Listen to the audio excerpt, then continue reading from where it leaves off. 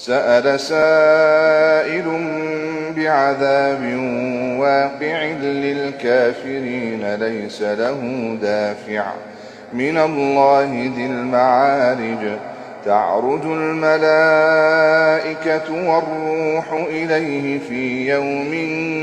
كان مقداره 50,000 سنة فاصبر صبرا جميلا إنهم يرونه بعيدا ونراه قريبا يوم تكون السماء كالمهل وتكون الجبال كالعهن ولا يسأل حميم حميما يبصرونهم يود المجرم لو يفتدي من عذاب يومئذ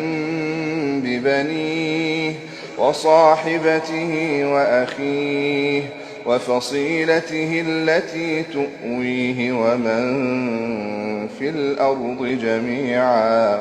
ثم ينجيه كلا إنها لظى نزاعة للشوى تدعو من أدبر وتولى وجمع فأوعى إن الإنسان خلق هلوعا إذا مسه الشر جزوعا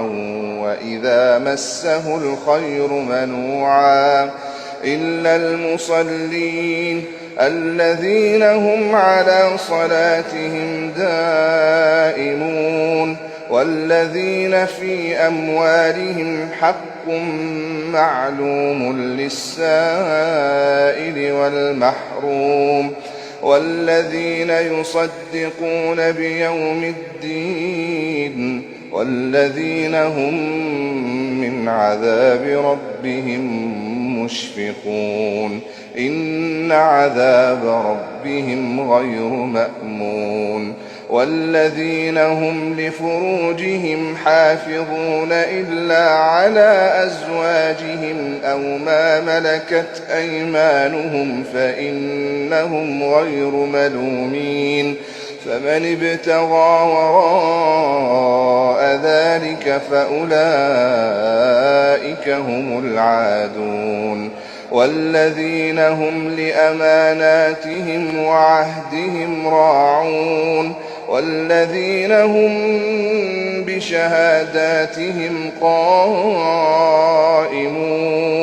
والذين هم على صلاتهم يحافظون أولئك في جنات